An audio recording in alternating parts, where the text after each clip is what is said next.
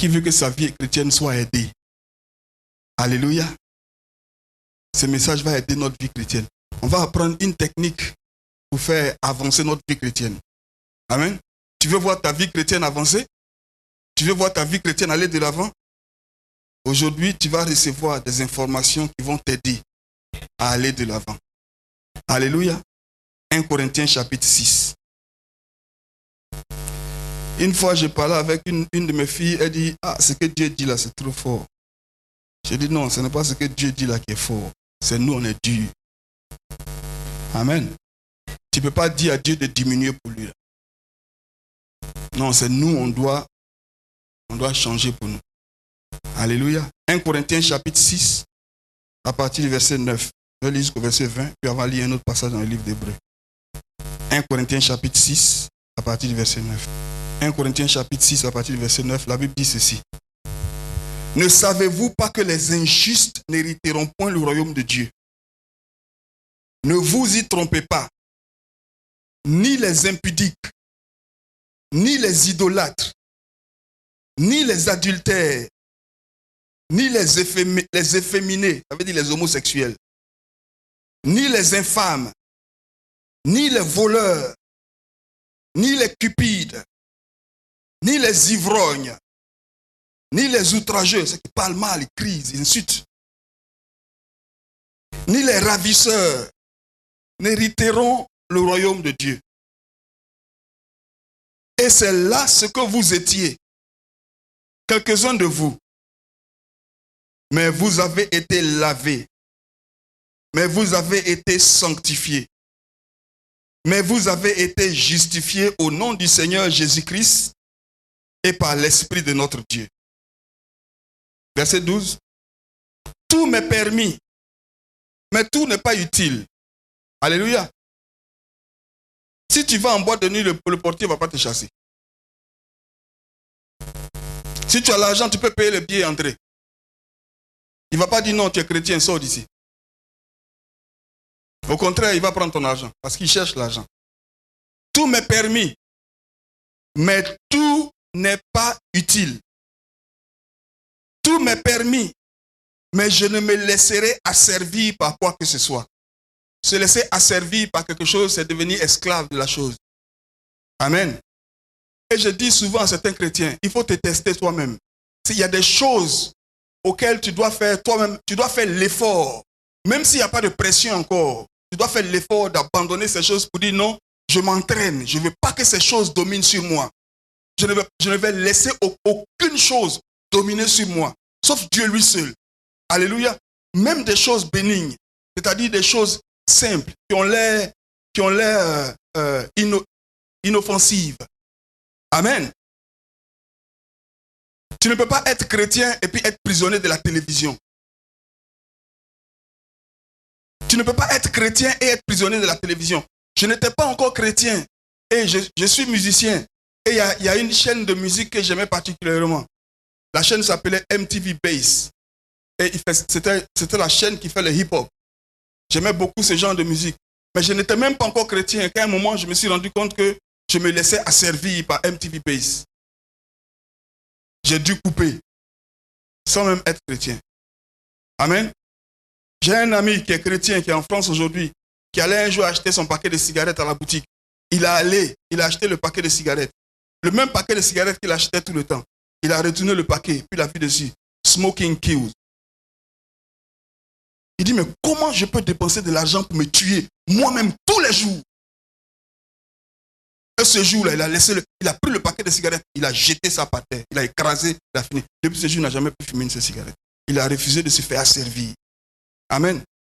Je ne me laisserai pas asservir. Il y a des choses que Dieu ne va pas faire pour toi. Alléluia. Il y a des choses que Dieu ne va pas faire pour toi. Il y a des choses que tu fais, que tu caches. Et il faut que tu puisses les regarder en face et ne pas te laisser asservir. Tu vois, les choses que tu fais que tu ne peux pas prier avant de faire. Là. Les aliments sont pour le ventre, et le ventre pour les aliments. Et Dieu détruira l'un comme les autres. Mais le corps n'est pas pour l'impudicité. Amen. Qui a déjà entendu ce mot impudicité? La plupart d'entre nous connaissent le mot impudicité. Impudicité, c'est l'immoralité sexuelle. Amen. Le corps n'est pas pour l'immoralité sexuelle. Alléluia. Le corps n'est pas pour l'immoralité sexuelle. Le corps n'est pas pour l'impudicité. Le corps est pour qui? Il est pour le Seigneur. Et le Seigneur pour le corps. Et Dieu qui a ressuscité le Seigneur nous ressuscitera aussi par sa puissance. Ne savez-vous pas que vos corps sont des membres de Christ? Prendrai-je donc les membres de Christ pour en faire les membres d'une prostituée? Loin de là. Ne savez-vous pas que celui qui s'attache à la prostituée est un seul corps avec elle? Car est-il dit, les deux deviendront une seule chair. Mais celui qui s'attache au Seigneur est avec lui un seul esprit. Verset 18. Fuyez l'impudicité. Quelque autre péché qu'un homme commette, ce péché est hors du corps. Mais celui qui se livre à l'impudicité pêche contre son propre corps. Verset 19. C'est un passage que j'ai souligné dans ma Bible. Et je t'invite à le souligner aussi dans ta Bible. Ne savez-vous pas que votre corps est le temple du Saint-Esprit qui est en vous et que vous avez reçu de Dieu et que, écoute bien, bien-aimé, et que vous ne vous appartenez pas à vous-même. Amen. Vous ne vous appartenez pas à vous-même. La Bible dit que tu n'es pas propriétaire de toi-même. Tu n'es pas propriétaire du corps dans lequel tu marches. Si tu n'es pas propriétaire de ce corps-là, tu ne peux pas en disposer selon ta propre volonté. Il ne t'appartient pas. Tu n'utilises pas les choses qui ne t'appartiennent pas pour en faire ce que tu veux. Vous ne vous appartenez pas vous-même. Vous ne vous appartenez pas vous-même. Car vous avez été rachetés. La dernière fois, le jeudi, je ne sais pas si c'était le jeudi, j'ai parlé de la rédemption. On était vendus. On avait un propriétaire. Qui que tu sois sur la terre, chrétien ou pas, tu as un propriétaire. Ne pense jamais que tu fais ta propre chose. Ce que tu es en train de faire là, tu obéis à quelqu'un. Il y a quelqu'un qui est derrière, qui tient les ficelles. Tu n'es qu'un robot, tu n'es qu'une marionnette. Tu es la marionnette de quelqu'un. Tu as un propriétaire. Soit c'est Dieu, soit c'est le diable. Alléluia. Il n'y a pas de position dans laquelle tu es et puis tu dis non, moi je ne crois pas en Dieu, je ne crois pas en Satan. Sors de la déception. Sors de l'ignorance. Il y a Dieu et il y a le diable. Jésus a dit, celui qui n'amasse pas avec moi, celui-là il disperse. Celui qui n'est pas avec moi, il est contre moi. Il n'est pas au milieu. Alléluia. Il n'y a pas de milieu avec Dieu. Soit tu es pour Dieu, soit tu es contre Dieu. Ce n'est pas une question de tu es gentil, tu viens à l'église, tu chantes, tu danses, tu prêches, tu connais les dernières phases évangéliques. Non. Car vous avez été rachetés. On a parlé de racheter pour dire qu'on était vendu. Ce qui est racheté, c'est quelque chose qui a été vendu. C'est parce qu'on était vendu que Dieu nous a rachetés. Celui qui nous a rachetés là, c'est lui qui est notre propriétaire. Alléluia. Vous avez été rachetés à un grand prix. Glorifiez donc Dieu dans votre corps et dans votre esprit. Et il le répète, qui font quoi? Verset 20. Glorifiez donc Dieu dans votre corps et dans votre esprit qui appartiennent à Dieu. Qui font quoi? Qui font quoi? Dis j'appartiens à Dieu. Dis je n'appartiens pas au diable. Être chrétien, c'est aussi un style de vie. Amen. L'église en général est faible aujourd'hui parce que beaucoup de chrétiens pensent que être chrétien, c'est venir quelque part seulement le dimanche et puis de faire autre chose dans la semaine.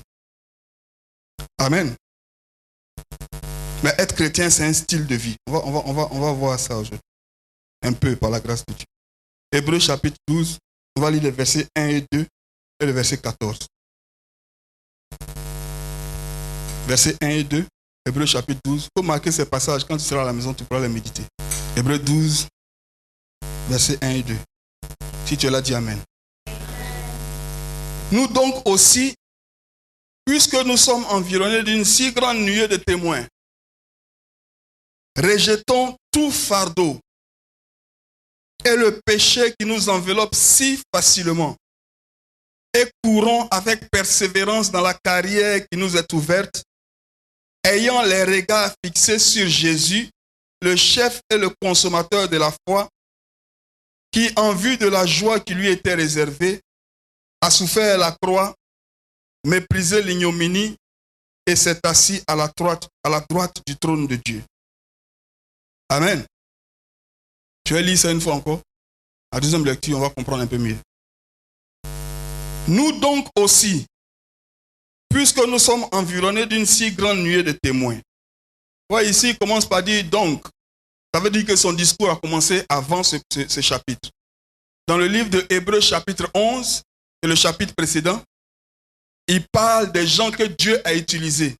Chapitre 11 est souvent appelé la charte de la foi. Il parle des hommes de Dieu que Dieu a utilisés depuis l'Ancien Testament. Par la foi, Dieu a fait ceci. Par la foi, Abraham a fait ceci. Par la foi, Enoch a fait ceci. Par la foi, tant a fait ceci, tant a fait ceci, tant a fait ceci. Et au chapitre 12, il dit, puisque nous sommes donc entourés d'une si grande nuée de témoins, ces gens-là nous servent de témoins de ce que Dieu peut faire dans la vie de quelqu'un qui croit en lui et qui se consacre à lui. Amen. Il dit donc, puisqu'on a vu des gens que Dieu a utilisés, il est maintenant dans notre intérêt de nous débarrasser de tout fardeau. Fardeau, c'est un mot intéressant. Parce qu'un fardeau ne peut pas t'empêcher de courir. Un fardeau va t'empêcher de marcher. Un fardeau va affecter le temps auquel tu vas arriver à ta destination. Amen. La Bible dit, libère-toi donc, décharge-toi de tout fardeau et du péché qui t'environne si facilement. Alléluia. Ici, il parle du péché au singulier. Qui nous enveloppe si facilement et courons avec persévérance dans la carrière qui nous est ouverte, ayant les regards fixés sur Jésus. Amen. Qui est le chef et le consommateur de la foi. Au verset 14, la Bible dit quoi? Le même chapitre 12, verset 14. On va lire ça ensemble. Si tu es là, dis Amen. Je vais compter à 3 et puis on va lire ça ensemble. 1, 2, 3. Recherchez la paix avec tous et la sanctification sans laquelle personne ne verra le Seigneur.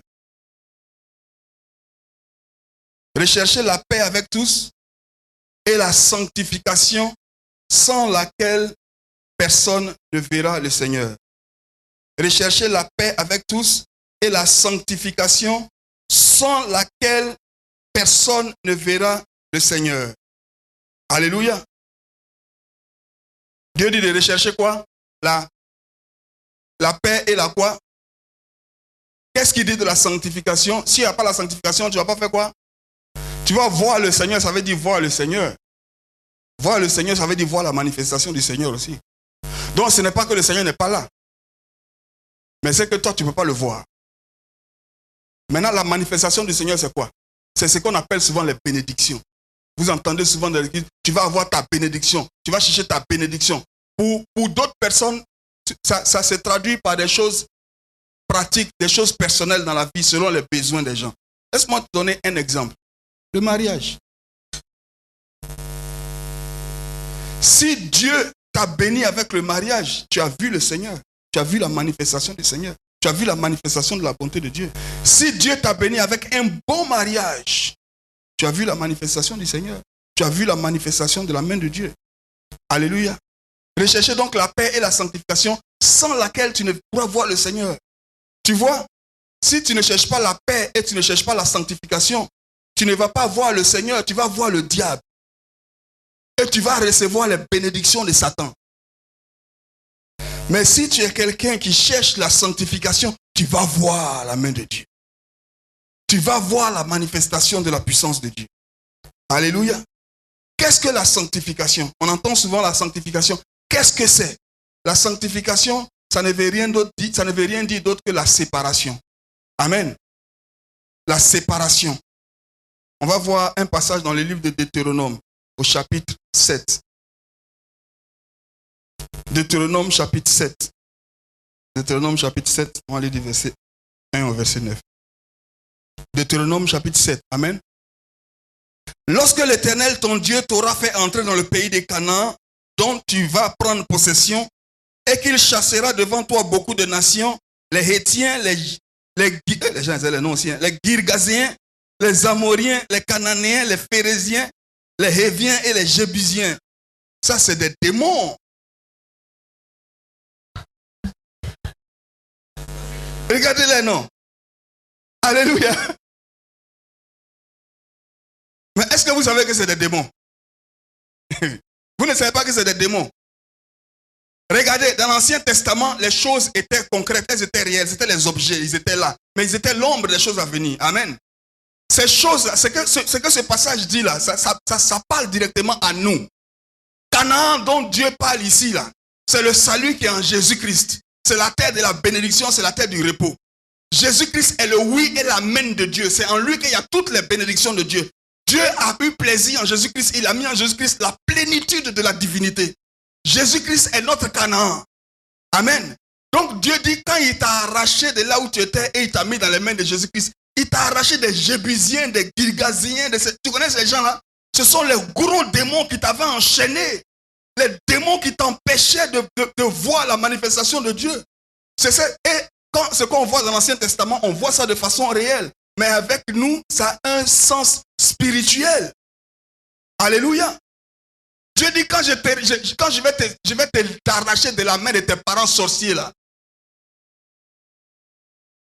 Dieu dit, quand je vais t'arracher de la main de l'impudicité, de la main de l'alcoolisme, de la main des boîtes de nuit. Dieu dit, quand je vais t'arracher de la main des marabouts. Dieu dit, quand je vais t'arracher de la main des gens qui mangent ton argent, tu travailles, ton argent rentre. Dès que ça rentre, tu ne peux rien faire. Dieu dit, quand je t'aurai débarrassé de tout ça là, c'est de ça qu'il est en train de parler ici. Il dit, cette nation plus nombreuse et plus puissante que toi, quelle force tu avais devant les démons là? Quand tu dors la nuit, tu fermes tes yeux net, les gros chiens qui te poursuivent là, quelle force tu as contre eux? Lorsque l'Éternel, ton Dieu, te les aura livrés et que tu les auras battus, tu les dévoueras par interdit, tu ne traiteras point d'alliance avec elles et tu ne leur feras point grâce. Amen.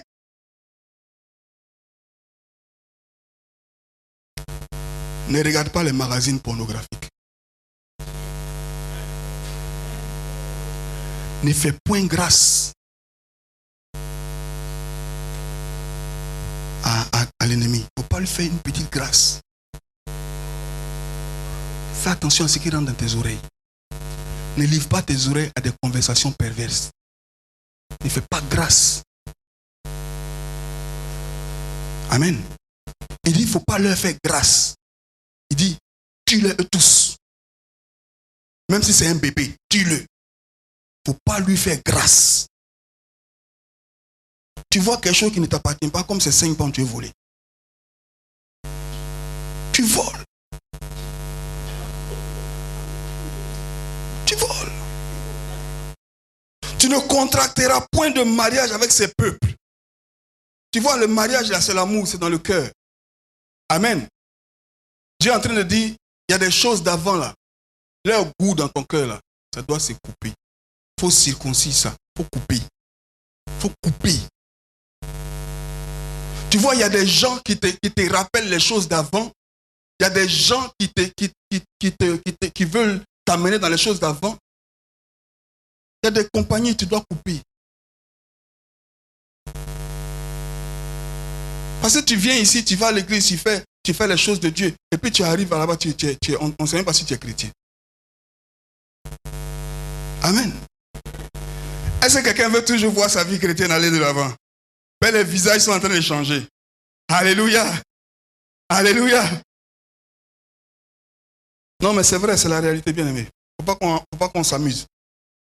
Vous voyez, ce qui s'est passé dans nos vies, c'est qu'on a rencontré Jésus-Christ, on s'est repenti. On a dit au Seigneur, je suis désolé de mes péchés. Pardonne-moi. Et Jésus-Christ nous a pardonné. Et il nous a pris à lui. Amen. Il nous a repris avec lui. Laisse-moi te donner une image. Une femme adultère qu'on a attrapée en flagrant délit d'adultère avec un homme. Elle se répand de son adultère. C'est une bonne chose. Elle se répand, je suis désolé. Et elle vient chez son mari. Mais elle vient au bras du monsieur avec qui elle a commis l'adultère.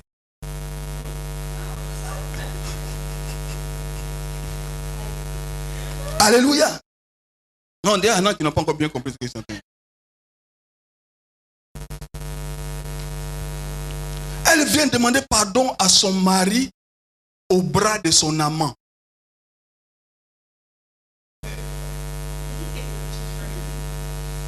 Ça, c'est pas la prison qu'elle a.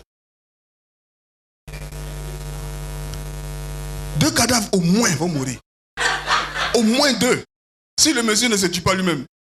Au moins 2. Amen. Mais c'est comme ça que beaucoup d'entre nous font le Seigneur. Seigneur, je suis désolé de ce péché que je commettais là. Seigneur.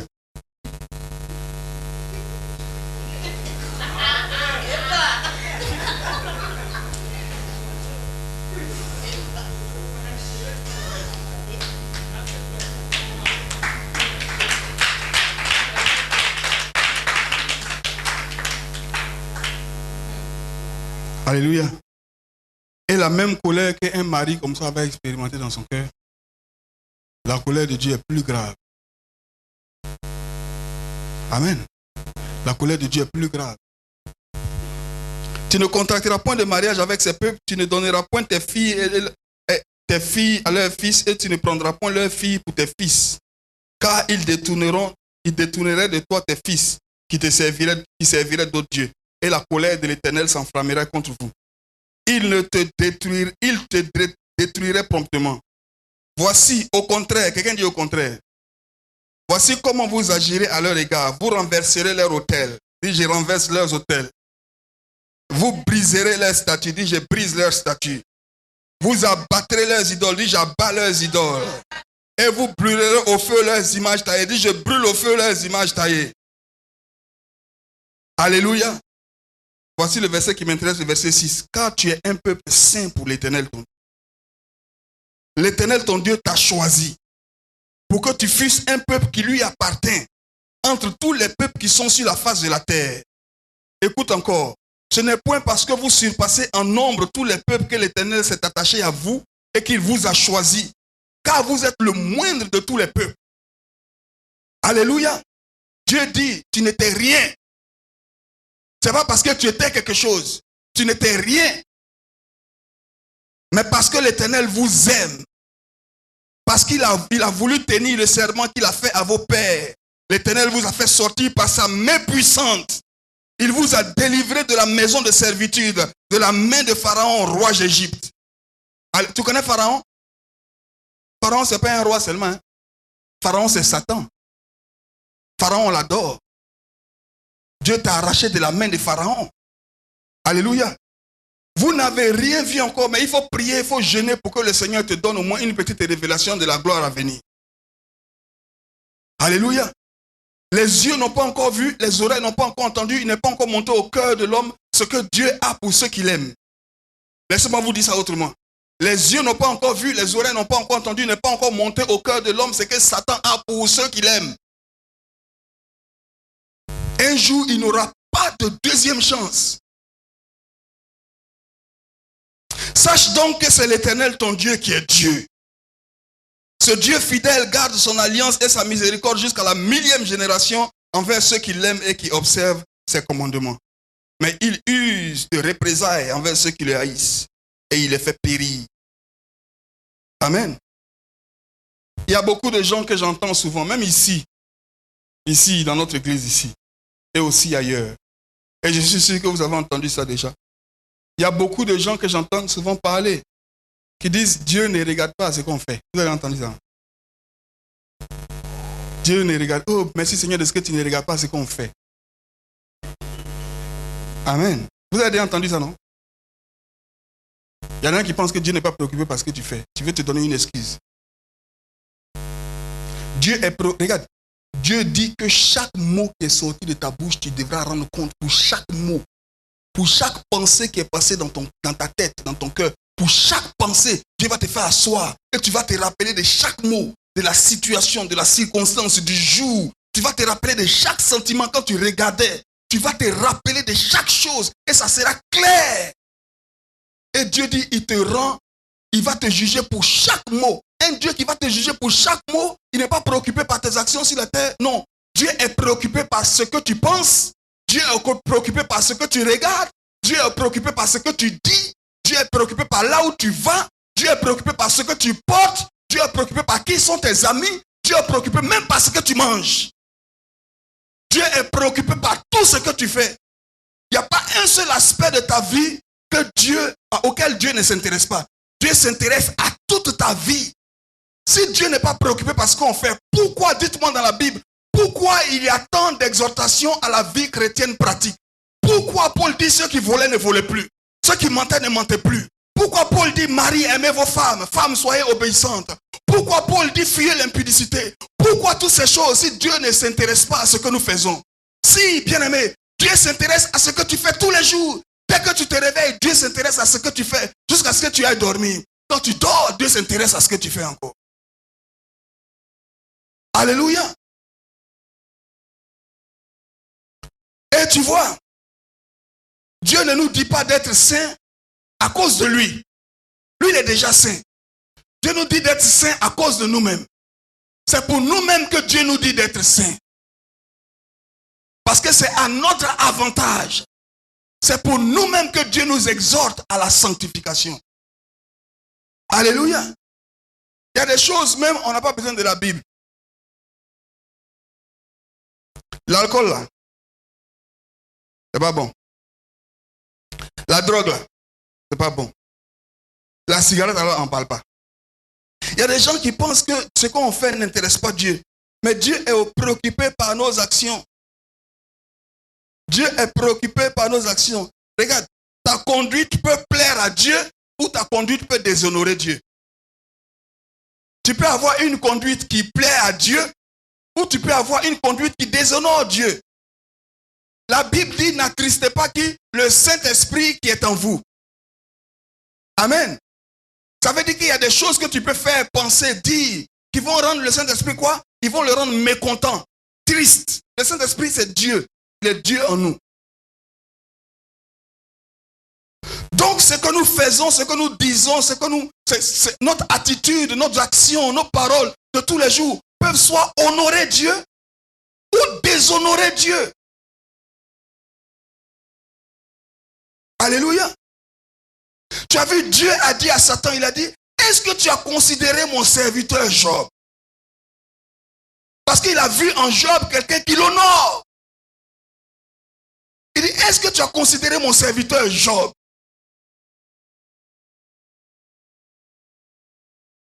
Ce n'était pas quelque chose de spirituel, non. C'est les choses que Job faisait tous les jours qui le mettaient dans une catégorie à part.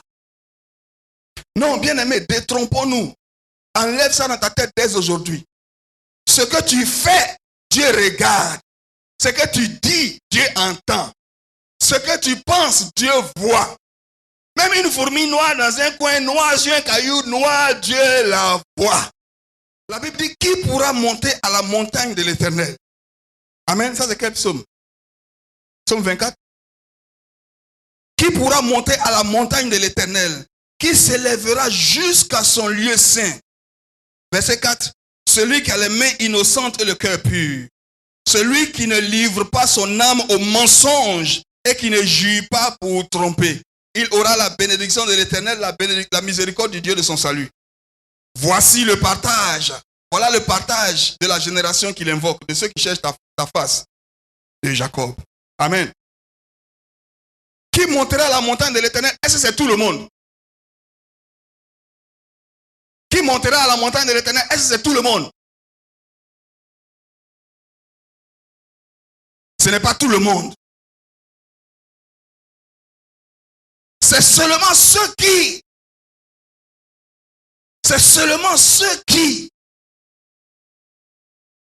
Celui-là qui a les mains innocentes et le cœur pur. Celui-là qui ne livre pas son âme au mensonge et qui ne jure pas pour tromper. C'est celui-là qui obtiendra la bénédiction de l'Éternel, la miséricorde du Dieu de son salut. La Bible dit, celui qui est obéissant, c'est celui-là qui va manger les meilleurs fruits de la terre. Amen. Il y a fruit et puis il y a fruit. Tu veux manger les fruits communs. Tu as mangé ça. Mais il y a des gens qui mangent les meilleurs fruits. Pourquoi? Parce qu'ils sont obéissants. Alléluia. Tu ne peux pas dormir chez ta copine hier, venir à l'église et puis manger les meilleurs fruits du pays. Jamais. Jamais. Il y a des catégories de bénédictions qui n'appartiennent pas à certaines personnes. Jamais. Vous voyez, le diable est très subtil, il est très malin. Quand on dit souvent que Dieu n'est pas préoccupé par ce qu'on fait, ce qui est dedans, ce que les gens veulent lire souvent, ils veulent parler de la condition du salut. On est sauvé par la grâce. On n'est pas sauvé sur la base de ce qu'on fait. Amen. Dieu ne nous sauve pas sur la base de notre propre mérite. Si Dieu regardait notre mérite, personne d'entre nous pourrait être sauvé. Mais Dieu nous sauve sur la base de sa propre miséricorde. Amen. Dieu a tant aimé le monde qu'il a donné son Fils unique afin que quiconque croit en lui ne périsse point, mais ait la vie éternelle. Amen. Nous sommes sauvés par la grâce et non par les œuvres. Mais nous sommes sauvés pour les œuvres. Amen. Nous sommes sauvés pour les œuvres. Où est les œuvres? Quand on dit l'œuvre de Dieu, œuvre de Dieu, œuvre de Dieu là. Moi j'ai fait l'œuvre de Dieu là. Ce n'est pas prêcher seulement. Ce n'est pas venir à l'église seulement. Ce n'est pas attraper une Bible seulement ou bien chanter seulement, courir pour dire, hey, lui il fait l'œuvre de Dieu. Hein? Non. L'œuvre de Dieu, c'est de se mettre à part pour Dieu. Alléluia. C'est ça, on dit faire l'œuvre de Dieu.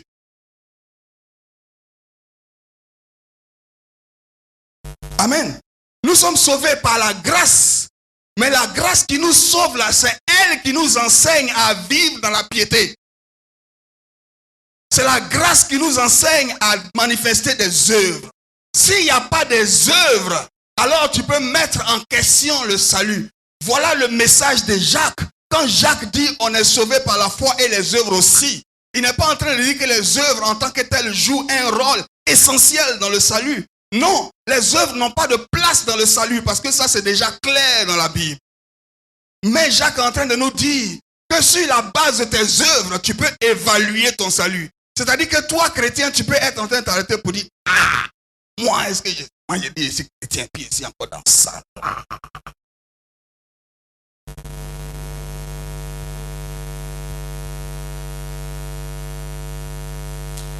C'est-à-dire que toi, chrétien, il y a des coins, tu dois regarder ton cœur bas. Tu vas dire non. Seigneur, aide-moi. C'est-à-dire, toi, chrétien, tu vas te retrouver dans des situations comme un agneau qui s'est retrouvé parmi les porcs. Les porcs, ils sont dans les coins là. C'est sale. Ils sont dedans, ils sont à l'aise. Mais mets un mouton dedans. Il pleure pour sortir. Mais, get me out of here. Get me out of here.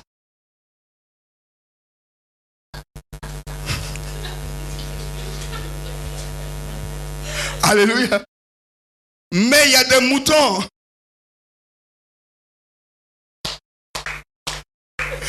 On ne sait pas si c'est des vrais moutons ou des faux moutons. Mais quand on les met dans les manger des porcs là.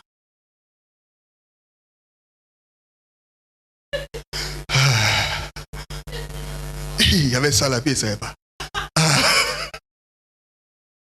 Quand on le met parmi les moutons, son visage est serré. Et un d'ici là, j'ai dit comme ils sont spirituels. Il est dans l'eau des moutons. Je veux dire qu'ils sont spirituels. Je veux dire qu'ils ne pêchent pas aussi.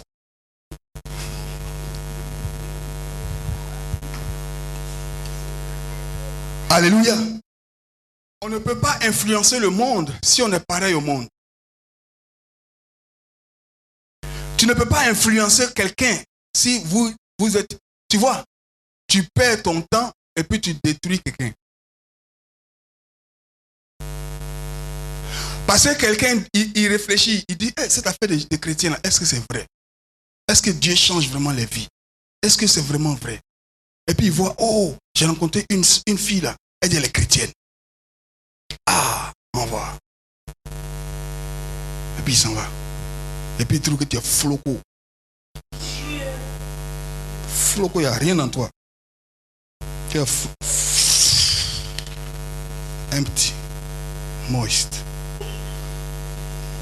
void. Il n'y a rien en toi. Vous avez entendu parler de Karl Marx. Karl Marx, c'est un grand idéologue. Karl Marx. Vous avez entendu parler de Karl Marx? Vous savez que Karl Marx était né des parents juifs. Karl Marx est né des parents juifs. Ses parents étaient des religieux. Des juifs religieux. Quand il était jeune, ils étaient des religieux, ils étaient des commerçants. Et quand ils ont commencé à souffrir la répression, quand on a commencé à tuer les juifs là, d'abord ils ont déménagé. Ils sont allés dans une autre ville et ils ont continué. Pendant que leur business marchait, leur foi religieuse était droite. Amen. Mais quand la répression a commencé à grandir, ils ont commencé à faire des compromis dans leur foi. Vous voyez les juifs, je ne sais pas si vous connaissez les juifs, si vous lisez dans la Bible, vous allez voir un peu comment ils vivent. Mais il y en a encore qui sont là, les religieux juifs. Là. Le samedi, c'est le jour du sabbat. Le samedi, si ton chauffage est gâté en plein hiver, tu ne peux pas même aller tourner le bouton. Parce que le samedi, on ne travaille pas. Il faut que tu appelles un païen, un non-juif, pour venir faire ça. Le samedi, c'est le sabbat, on ne fait rien. Quand Dieu a donné la loi, il a dit le samedi, c'est le jour de repos, on ne fait rien. Il y a quelqu'un dans la Bible, il est parti couper bois pour faire le feu, pour préparer. Dieu a ouvert la terre. On l'a mis dedans, on a fermé celui. Dieu dit, j'ai dit, on ne fait rien, on ne fait rien. Amen. Quand ils ont commencé à compromettre leur foi religieuse, l'enfant Karl a dit, ah, donc on dirait cette affaire de religion, c'est quand ça marche, quand tout va bien, qu'ils sont religieux, mais quand ça ne va pas, ils changent. Non, ce truc-là n'est pas réel. Et c'est de là que son doute a commencé. Vous savez que dans le marxisme est anti-chrétien, il est anti-religieux. La religion est l'opium du peuple. Pour les marxistes, c'est la religion, on utilise la religion pour endormir les masses. Il faut que les masses se réveillent. Et c'est là que l'idéologie anti-chrétienne de Karl Marx a commencé dans son cœur, quand il était encore un adolescent.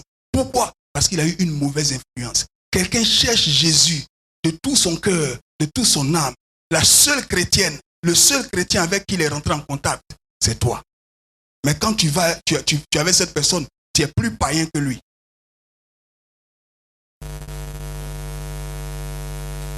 Quand on rentre dans ta maison, on doit savoir qu'on est dans la maison d'un chrétien. Quand on parle avec toi, on doit savoir qu'on parle avec un chrétien. Nous ne pouvons pas influencer le monde si nous ne sommes pas différents du monde. Tu ne peux pas influencer quelqu'un si tu n'es pas différent de la personne. Si tu ne penses pas différemment, si tu n'agis pas différemment. Sinon, tout le message que tu donnes à cette personne, c'est « Oh, il n'y a rien dedans. Moi, je fais comme ça, mais c'est pas, j'ai le temps le dimanche que je vais là-bas. » Amen. La dernière chose sur laquelle je vais finir, c'est vraiment en désordre, je suis désolé. C'est vraiment en désordre, mais je vais organiser ça. Il y a beaucoup de choses que j'ai... Waouh! Il y a beaucoup de choses que j'ai écrites. J'ai écrit ça dans le train. Peut-être je vais lire un peu ce que j'ai écrit ici. Ça va vous bénir. La prochaine chose que je voulais dire, c'est ceci. Vous voyez le nom chrétien. Amen. Le nom chrétien, vous savez comment le nom chrétien a été inventé? Amen. Les chrétiens n'ont jamais dit à quelqu'un, hey, regardez ici, nous, on nous appelle chrétiens, nous sommes des chrétiens. Ce n'est pas comme ça que le mot chrétien est venu. Amen. Vous savez comment le mot chrétien est venu? Les gens regardaient les chrétiens vivre. Le mot n'existait pas encore. Ils regardaient les croyants, ceux qui suivaient Jésus. On les regardait vivre. Et les styles de vie étaient différents. Donc les gens, pour se moquer d'eux, ils disent, regardez ceux-là. Ils disent qu'ils sont les chrétiens. Ceux qui suivent Christ. Amen. C'est comme ça que le nom chrétien, c'est-à-dire quand on te regarde, on dit, c'est une chrétienne. Celui-là, c'est un chrétien.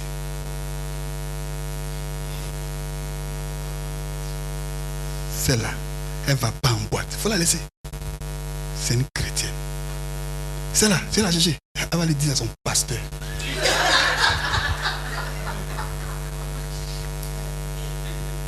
C'est une chrétienne. C'est là. Celui-là. Hé, là-bas. C'est un chrétien.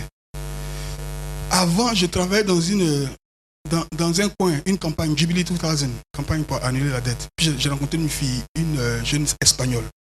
Une belle fille. Et on était devenus camarades, on causait. Mais il y avait un gars. Moi, je n'étais pas encore chrétien. C'est avant. Avant, ouais. Non, c'est avant. Vous voyez par là. Quittez là. Alléluia. Et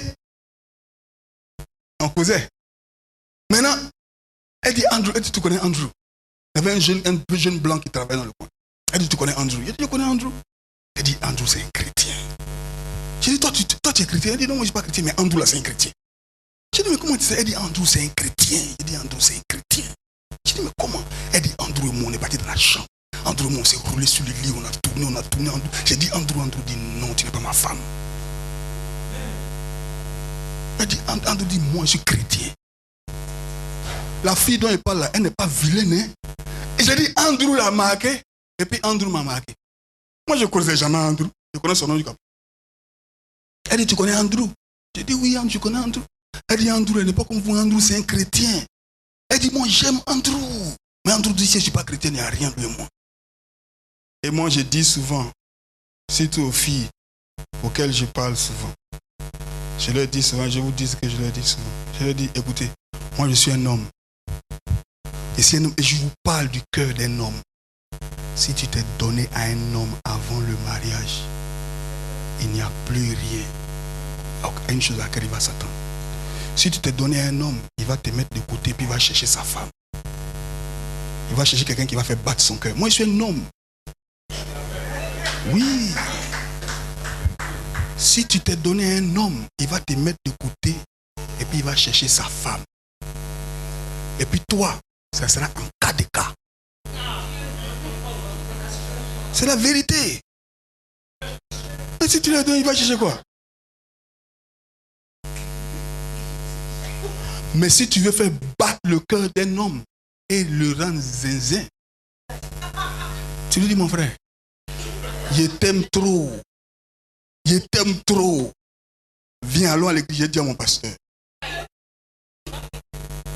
Et puis moi là, c'est quand on va se marier. Là. Il va essayer, il va dire, oh, c'est là, elle s'amuse, les chrétiens. Là. Il va tout faire. Stand your ground. Stand your ground. Les premiers chrétiens ont été appelés chrétiens parce que leur vie, la façon dont ils vivaient était différente. Amen. Aujourd'hui, c'est vrai, il y a les maquis, il y a les boîtes de nuit, il y a tout ça là, mais dans l'église ancienne, autant où il y a les Corinthiens, autant où il y a tout ça là, les amusements de là-bas, c'était plus grave que ce qu'on voit ici. Mais quand ils voyaient les chrétiens vivre, les chrétiens se mettaient de côté. Les chrétiens n'allaient pas dans les théâtres, les chrétiens n'allaient pas dans les restaurants, les chrétiens n'allaient pas dans les parties, les chrétiens n'allaient pas dans les anniversaires, les chrétiens ne se mêlaient pas à aux choses. Les chrétiens payaient leurs taxes. Les chrétiens allaient au marché, les chrétiens allaient, ils faisaient les choses normalement. Mais il y a des choses que les chrétiens ne faisaient pas. Les chrétiens n'adoraient pas César. Les chrétiens ne se mélangeaient pas. On les a regardés de loin, on dit, réel, c'est là. Ils disent, ils sont des chrétiens. Amen. Et c'est ce que le monde doit dire de toi et de moi aujourd'hui.